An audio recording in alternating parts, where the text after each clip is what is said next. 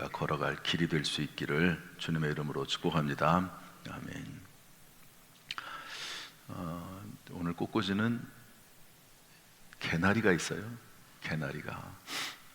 제가 그래서 봄이 오는 소리, 저는 개나리에 있다고 보거든요. 이제 개나리가 피면 모르겠습니다. 제가 노란색을 좋아해서는지 몰라도 또 반드시 그런 건 아닌데 마음이 기뻐요. 개나리만 보면 기분이 좋아집니다. 그래서 개나리, 그 다음에는 장미 아주 예쁘죠. 그 다음에는 라일락. 저는 전에 있던 교회에서도 산에 가가지고 라일락을 하나 꺾어다가 심어놨는데 잘 자라더라고요. 나무가 됐습니다. 우리 교회도 라일락을 심어놨어요. 저기 이제 잔디 있는 데 보면 이쪽에 라일락 두 그루가 있거든요. 제가 갖다 심어놓은 겁니다. 산에서 캐가지고. 언제 다 자랄지는 모르겠고, 원래 9그루를 심었는데 조그만 것들 7개는 죽었어요. 누가 밟았는지 꺾어지고 바람 불어서 꺾어지고. 나중에 알아봤더니 새끼들은 이렇게 뭘 좀 대주더만요. 그래서 그걸 대줬더니 잘 살고 있습니다. 구원과 선한 일이라고 하는 제목을 가지고 2번 말씀을 전했습니다. 한두 번 정도 더 해야 되는데 잠시 멈추고 오늘 말씀을 전하려고 합니다. 너희가 그 은혜를 인하여 믿음으로 말미암아 구원을 받았으니 이것이 너희에게서 난 것이 아니요 하나님의 선물이라. 행위에서 난 것이 아니니 이는 누구든지 자랑하지 못하게 함이라. 구원은 선물이다. 믿음으로 받는 선물이다. 또 우리를 왜 구원하도록 하셨냐? 그리스도 예수 안에서 선한 일을 하도록 우리를 부르셨다, 만드셨다. 그래서 신앙생활은 2가지다. 구원받고 그 다음에 선한 일, 이 2가지다. 선한 일 중에서 지난 주일날 예배가 선한 거다. 하나님께 대해서는 예배가 선한 것이다. 사람과 사람 사이에는 교인들끼리는 서로 돌아보는 일이다. 셀 안에서 한다. 그 다음에 선한 일 중에서 자기에 맡겨진 사역과 사명이 있다. 이런 얘기를 전하고 있습니다. 그건 이제 제가 스리랑카 다녀와서 계속 이어서 말씀드리려고 하고요. 오늘은 새해가 돼서 성경 일독을 다시 시작했는데 벌써 창세기를 마치고 출애굽기가 진행이 되고 있습니다. 그래서 창세기를 지나면서 한 부분이라도 좀 주일날 성도들과 나누기를 원해서 이 말씀을 준비했습니다. 잘 여러분들이 따라했으면 벌써 창세기를 마치는 거죠.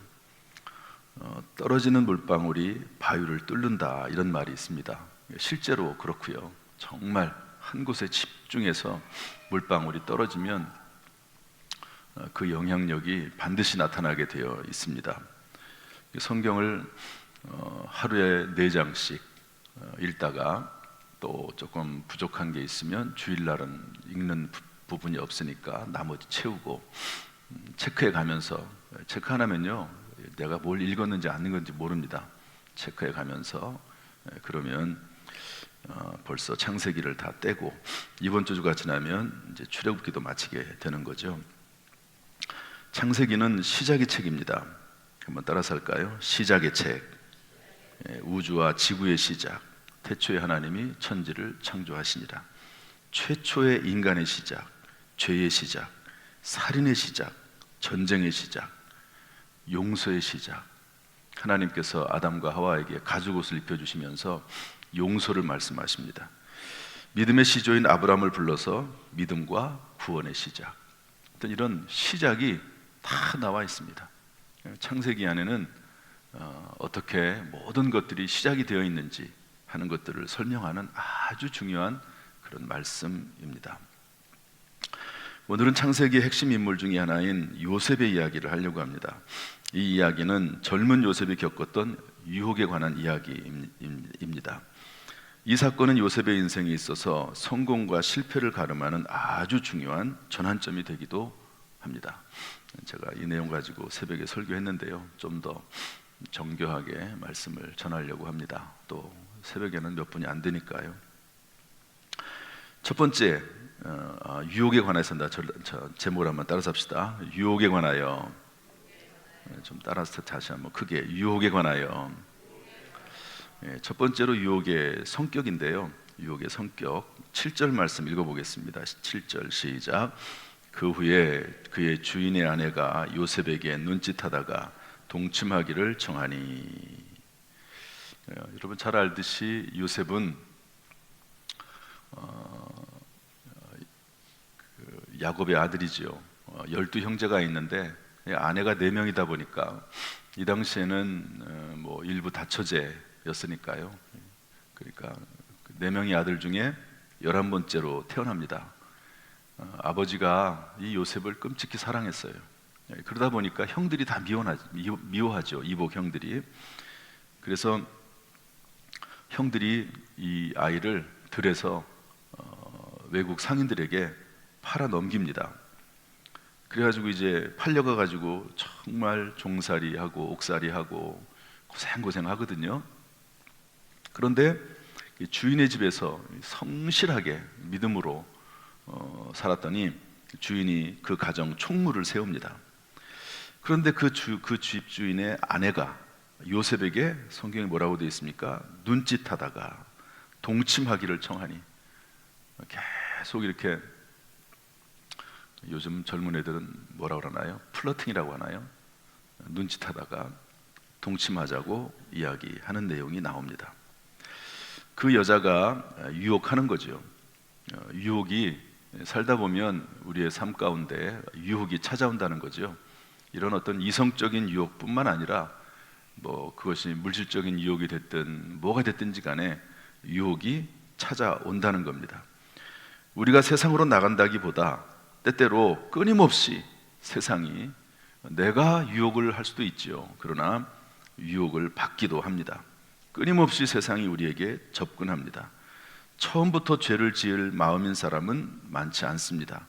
죄가 먼저 우리를 집어삼키려고 우리에게 달려든다는 거죠. 그러고 있는데요, 우리 10절 읽어보겠습니다. 10절 다 같이 시작. 여인이 날마다 요셉에게 청하였으나 요셉이 듣지 아니하여 동침하지 아니할 뿐더러 함께 있지도 아니하니라. 날마다 요셉에게 청했다. 유혹은 한 번에 오고 사라지는 것이 아닙니다. 유혹은 계속 찾아오죠. 따라서 가장 중요한 것은 유혹을 매번 거부하는 우리의 마음의 의지적인 결단입니다. 11절 12절 말씀도 한번 읽어보겠습니다. 11절 12절 시작. 그 여인이 그의 옷을 잡고 이르되 나와 동침하자. 그러나 요셉이 자기의 옷을 그 여인의 손에 버려두고 밖으로 나가매 그 여인이 요셉이 그의 옷을 자기 손에 버려두고 도망하여 나감을 보고. 유혹은 점차 그 강도가 높아집니다. 주인의 아내는 집안 식구들을 다 내보내고 요셉 옷을 잡고 동침하자고 노골적으로 요구합니다. 요셉이 의지적으로 결단하지 않았다면 이쯤에서 유혹에 넘어갔을 겁니다.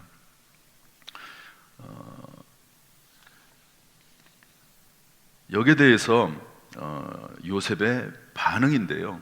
요셉 반응인데 한마디로 단호한 거절입니다. 우리 8절 말씀 다 같이 읽어보겠습니다. 8절 시작. 요셉이 거절하며 자기 주인의 아내에게 이르되 내 주인이 집안의 모든 소유를 간섭하지 아니하고 다 내 손을 위탁하였으니. 여기까지요. 요셉이 거절하여 그러면서 자기 주인의 아내에게 이르되, 말을 분명히 했습니다. 안 됩니다.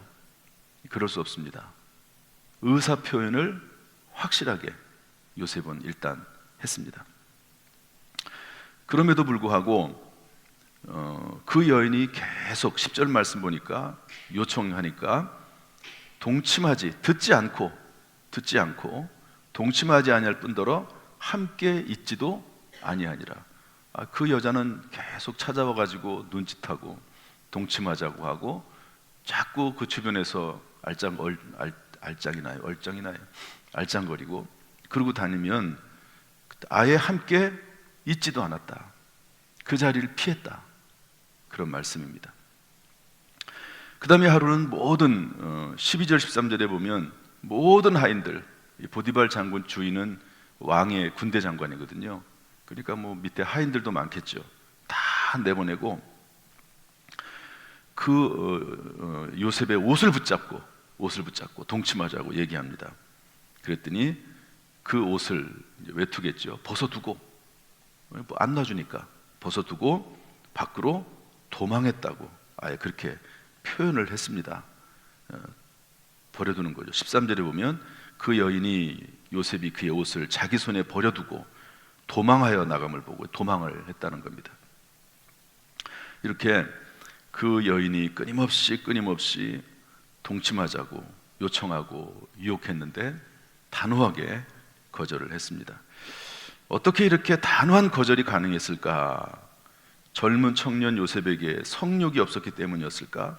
아니겠죠. 그 여인이 매력적이지 않았기 때문이었을까? 아닙니다.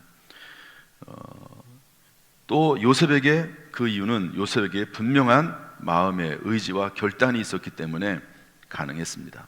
그 마음의 의지와 결단은 분명한 하나님의 인도하심에 따라서, 하나님의 음성에 따라서 됐다고 볼 수가 있는데요. 우리 8절 9절 세 가지가 나오는데 한번 읽어보겠습니다. 창세기 39장 8절 9절 다 같이 시작. 요셉이 거절하여 하며 자기 주인의 아내에게 이르되 내 주인이 집안의 모든 소유를 간섭하지 아니하고 다 내 손에 위탁하였으니 이 집에는 나보다 큰 이가 없으며 주인이 아무것도 내게 금하지 아니하였어도 금한 것은 당신뿐이니 당신은 그의 아내임이라. 그런즉 내가 어찌 이 큰 악을 행하여 하나님께 죄를 지으리이까. 첫 번째는요, 9절 상반절에 뭐라고 되어 있냐면 내 주인이 나를 신뢰해서 가정 총무를 맡겼습니다. 이 큰 집안을 다 나에게 맡겼습니다. 아무것도 간섭하지 않습니다. 그런데 딱 한 가지, 당신만은 금했습니다.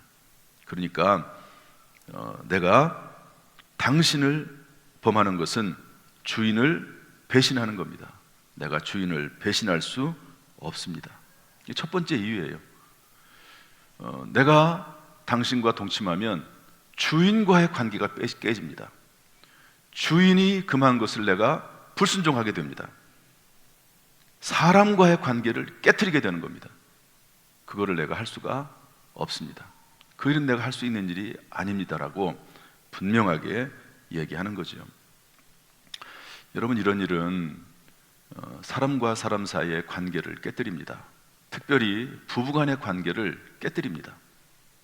완전히 그 가정이 파산되는 경우도 많습니다. 사람과 사람 사이의 관계가 깨져버리는 거죠. 잠시 즐거움 때문에, 쾌락 때문에 또 어떤 이유를 붙여가지고 이런 일을 한다 할지라도 그 결과는 좋지 않습니다. 잠언서 전도서에 보면 이런 내용들이 참 많아요. 젊은 사람이 여자 유혹에 넘어가서 젊은 남자가 뭐 술집이 됐든 어디가 됐든 이런 유혹에 빠집니다. 그러면 나중에는 화살이 그의 간을 뚫고 심장을 뚫어버릴 것이다, 그렇게 이야기하고 있습니다.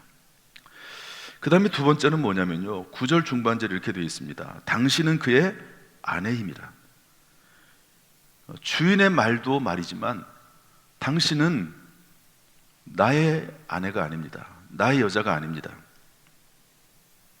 무슨 말이냐면 간음은 그 자체가 옳지 않다 하는 것을 분명히 하는 거죠. 세상의 법이 있고 하나님의 법이 있습니다. 세상의 법은 간음죄를 폐지했습니다. 참 세상이 그렇습니다. 내 아내가 아니고 내 남편이 아닌 다른 남자와 다른 여자와 동침하는 거 괜찮다는 거예요. 이게 어떻게 성립이 됩니까? 어떤 개인의 자유라고 하나 사생활이라고 하나 이런 것을 가지고 괜찮다는 겁니다. 민사 재판만 할 수 있습니다. 그러나 하나님은 십계명에 이렇게 써 있습니다. 내 부모를 공경하라, 살인하지 말라, 간음하지 말라, 도둑질하지 말라, 거짓 증언하지 말라, 탐내지 말라. 저나 여러분이나 세상법에 따라 살아가는 것, 물론 세상법을 지켜야 되지만 어떤 경우에 세상법은 하나님의 법에 부합하지 않는 법들도 있습니다.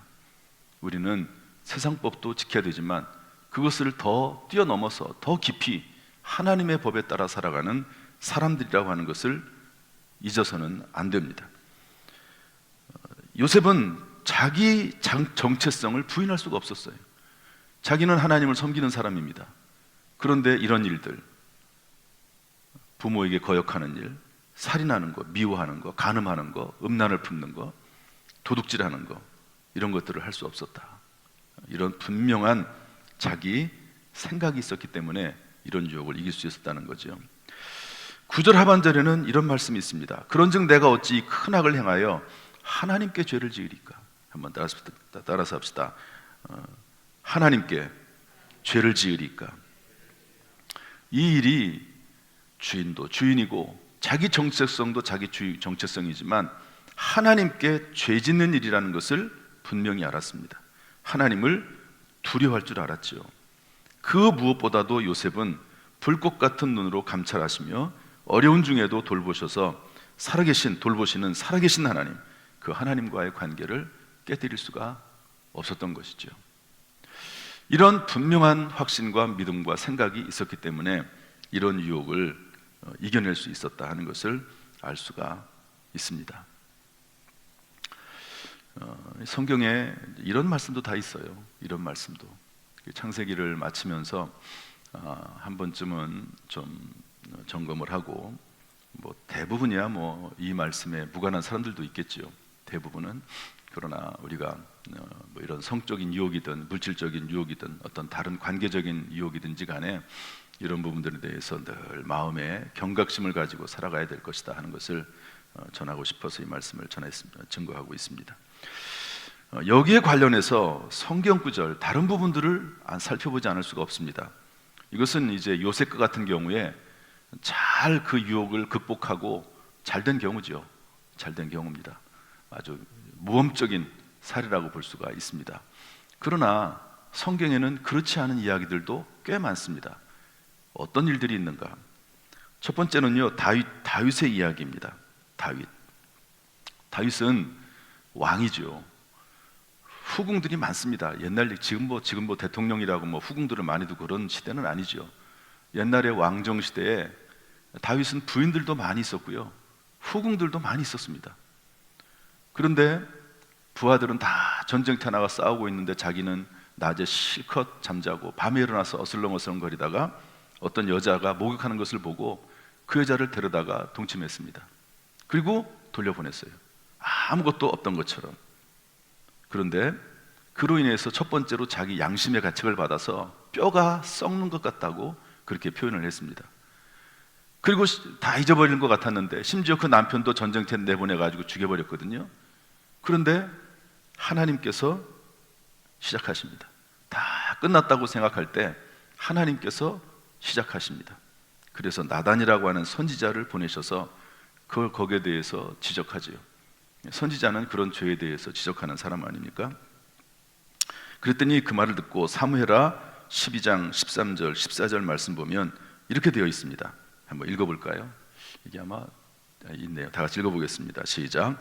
다윗이 나단에게 이르되 내가 여호와께 죄를 범하였노라 하매 나단이 다윗에게 말하되 여호와께서도 당신의 죄를 사하셨나니 당신이 죽지 아니하려니와 이 일로 말미암아 여호와의 원수가 크게 비방할 거리를 얻게 하였으니 당신이 낳은 아이가 반드시 죽으리이다. 다윗이 나단 선지자의 말을 듣고 회개합니다. 깨끗이 승복합니다. 내가 잘못했습니다. 그런데 그 말을 듣고 나단 선지자가 뭐라고 말하냐면 하나님이 당신을 죽이려고 했다. 그런데 당신의 목숨은 회개하니까 살려주겠다. 그러나 그 아이는 죽을 것이다. 이렇게 이야기를 합니다. 여기서 알 수 있는 것은 뭐냐면요, 우리가 구원은, 잘 들으세요, 구원은 대가 없이 받습니다. 구원은 예수님께서 대가를 다 치르셨기 때문에 오직 믿음으로 선물로 구원은 받습니다. 그러나 그 이후에 우리가 삶을 살아가는 데 있어서 우리의 행위에 대해서는 하나님의 심판이 있습니다.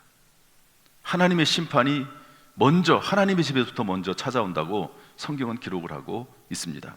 그 심판은 하나님이 이 땅에서 하시는 심판입니다. 단지 우리는 하나님의 은혜로 최소화할 뿐입니다. 다윗이 원래 이 일로 인해서 죽어야 됐습니다. 그런데 하나님이 살려주시죠. 그러나 그 대가로 그 태어난 아들이 죽습니다. 하나님 앞에 범죄할 때 우리는 대가를 치른다는 것을 잊어서는 안 됩니다. 한번 저를 따라서 합시다. 대가를 지불해야 한다.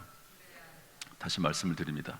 구원에 대해서는 대가를 예수님이 치르셨기 때문에 선물로 받습니다. 그러나 이 땅에서 행한 범죄에 대해서는 대가를 치릅니다. 회개해도 그것이 최소화될 뿐 대가를 치르지 않는 일은 없습니다. 물론 이런 경우는 있어요. 여러분, 아브라함이 나그네 생활을 하지 않았습니까? 정말 외국에 이렇게 다니면서 고생 많이 했죠. 그런데 아내가 너무 예뻤어요. 그러니까 그 아내를 내 누이 동생이라고 얘기합니다. 자기가 살려고. 얼마나 치사합니까? 잘못하면 이 부부를, 아내를 잃어버릴 수도 있는 그런 일 아닙니까? 참 못된 행동이죠. 그런데 하나님께서 그거에 대해서 터치하지 않으세요. 아무 말씀도 안 하세요. 오히려 하나님께서 그 왕으로 하여금 그 왕의 가문의 태를 막으시고 오히려 그 사라를 데려간 그 왕을 하나님이 징계하시고 보호해 주십니다.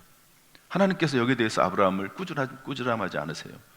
하나님이 그 상황을 이해하시는 거죠. 그래서 아무 일이 없도록 만드는 경우는 있습니다. 그러나 한계를 넘어서는 죄에 대해서는 하나님께서는 반드시 그 대가를 지불하게 하십니다. 이것을 잊어버리면 안 됩니다. 또한 두 번째로 다른 관련 성경 구절에 이런 이야기가 있습니다. 예수님께서 이 땅에 계실 때 사람들이 어떤 여자를 하나 끌고 왔어요. 끌고 왔는데 현장에서 가늠하다 잡힌 여자입니다. 그리고 여러분, 현장에서 가늠하다 잡힌 여자를 그냥 내버려 두겠습니까? 그런 여자를 원래 돌로 쳐 죽게 돼 있거든요. 현장에서, 옛날에 율법에 의하면. 그런데 그 여자를 끌고 왔어요. 옷을 제대로 입기나 했겠습니까? 그런데 예수님께서 그 여인에게 돌멩이 하나씩을 다 들고 와가지고 율법에 의하면 이 여자를 돌로 쳐 죽이라고 했습니다. 그런데 예수님은 어떻게 말씀하시겠습니까? 그랬더니 예수님께서 뭐라고 말씀하시냐면, 너희 중에 죄 없는 자가 먼저 돌로 치라. 그랬더니 나이가 많은 사람부터 돌을 내려놓고 떠났다고 되어 있습니다.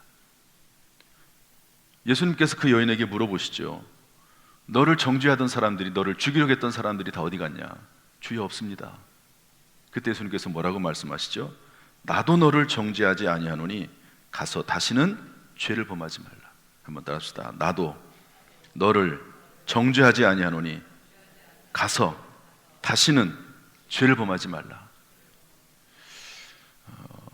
하나님께서는 우리의 죄를 용서해 주십니다. 우리가 범죄한 것 있고 그 대가를 치르기도 해야 됩니다. 그러나 그 이후에 하나님께서도 우리를 정죄하지 않는 그 일에 대해서 스스로 정죄할 필요는 없습니다. 과거가 있을 수가 있지요. 그러나 하나님 앞에 철저히 회개하고, 그리고 뭐라고 말씀하시냐면 가서 다시는 죄를 범하지 말라. 그 일을 다시 안 하기로 다짐하고 그렇게 안 하고 살고 있습니다. 하나님 앞에 마땅히 해야 되는데 하지 못했던 삶을 이전에 살았는데 이제는 회개하고 그런 삶을 살지 않고 하나님 앞에 정당한 삶을 살고 있습니다. 그러면 주님도 정죄하지 않는데 스스로 정죄할 필요는 없습니다. 과거가 없는 사람은 없습니다. 그래서 첫 번째는 대가를 지불해야 된다. 두 번째는 용서받고 반복하지 말아야 된다 하는 거고요. 세 번째는 교회 안에서는 평소에 온전히 형제와 자매에 대해서 깨끗함으로 대해야 합니다. 사도 바울이 젊은 목회자인 디모데에게 이런 편지를 썼습니다. 글을 썼는데 디모데 전서인데요. 한번 읽어보겠습니다. 디모데전서 5장 1절 2절 말씀인데 다 같이 읽어보겠습니다. 시작. 늙은이를 꾸짖지 말고 권하되 아버지에게 하듯하며 젊은이에게는 형제에게 하듯하고 늙은 여자에게는 어머니에게 하듯하며 젊은 여자에게는 온전히 깨끗함으로 자매하게 하듯 하라. 젊은 디모데에게, 이 젊은 목회자거든요. 디모데에게 하는 말입니다. 젊은 여자에 대해서는 온전히 깨끗함으로 자매에게 하듯 해라. 친형제, 친자매, 친동생처럼 그렇게 대해라. 다시 말해서 깨끗함으로, 온전히 깨끗함으로 대해라 하는 그런 말씀입니다. 교회 안에서 남성과 여성은 서로 형제 자매처럼 이성적으로 사심이 없이 대해야 합니다. 그리고 요즘은요, 어린 남자나 어린 여자아이라도 잘해야 됩니다. 동성이라면 조금 어른이 동성 어린아이 편하게 대할 수도 있죠. 엉덩이도 때릴 수가 있고. 그러나 어린아이라 할지라도 이성이라면 조심해야 합니다. 요즘 시대가 그것을 허용하지 않습니다. 이제 말씀을 정리하겠습니다. 인생은 장애물 경주와 같다는 말이 있습니다. 하나를 넘으면 또 다음 장애물이 기다립니다. 준비하고 있어야 됩니다. 영적으로 깨어 기도해야 한다는 말입니다. 주님께서 말씀하시기를 시험에 들지 않게 깨어 있어 기도하라. 마음에는 원이로되 육신이 약하도다. 여기서 시험이라고 하는 단어는 템프테이션입니다. 철저히 성경은요, 영어 성경은 이것을 구분합니다. 우리 한글 성경은 다 시험이에요. 하나님이 하는 시험도 시험이고 또 사탄 마귀가 하는 시험도 시험이에요. 그런데 영어는 하나님이 하는 시험은 테스트라고 딱 씁니다. 테스트, 하나님이 테스트한다. 사탄 마귀가 하는 시험은 템프테이션이라고 합니다. 유혹한다고, 유혹한다. 하나님이 하는 시험은 복 주시기 위해서 하는 거고, 사탄 마귀가 하는 것은 미혹해서 멸망시키려고 하는 겁니다. 근본적으로 다릅니다. 너희가 유혹에 빠지지 않도록 기도해라. 깨어있어 기도하라. 이런 말씀이거든요. 사랑하는 성도 여러분, 우리가 사는 동안 수많은 유혹이 다가올 것입니다. 악한 자, 악한 영이 있기 때문에 그렇습니다. 우리가 원래 약하기 때문에 그렇습니다. 베드로전서 5장 8절은 이렇게 되어 있습니다. 근신하라 깨어라. 너희 대적 마귀가 우는 사자같이 두루다니며 삼킬 자를 찾나니. 따라서 우리는 매일매일 하나님 앞에 겸손하고 경각심을 가지고 하나님 앞에 깨어 기도해야 되는데, 주기도문을 매일매일 하루에 적어도 2번 그 이상 해야 됩니다. 여러분, 주기도문에 보면 이런 말씀이 있습니다. 우리를 시험에 들게 하지 마시고 다만 악에서 구하시옵소서. 우리를 시험에 들게 하지 마시고, 여기서도 테스트가 아니고요, 하나님이 하는 시험이 아니고 사탄 마귀가 하는 템프테이션입니다. NIV 성경에 그렇게 되어 있습니다. 우리를 시험에, 템프테이션에 들지 말게 하시고, 사탄 마귀의 시험에 빠지지 않게 하시고, 악에서, 사탄 마귀 악에 우는 사자같이 우리를 넘어뜨리려고 하는 그 사탄의 악에서부터 구해 주시옵소서라고 매일매일 기도하는 거죠. 하나님, 우리에게 일용할 양식을 주세요. 땅끝 양식을 주세요. 하나님, 우리의 죄를 용서해 주세요. 하나님, 저를 시험에 들게 하지 마시고 악에서 구원해 주세요 라고 하나님 앞에 매일매일 기도해야 됩니다. 하루에 몇 번씩이라도 기도해야 됩니다. 간절히 하나님 앞에 기도해야 되는 것이죠. 오늘 이 시간 하나님께서 우리를 시험, 유혹, 또 물질적인 것, 관계적인 것, 모든 시험에서 빠져들지 않게 하시고 악에서, 악한 사람과 악한 영의 사탄 마귀에게서 구출해내시기를 예수님의 이름으로 축원합니다. 기도하겠습니다.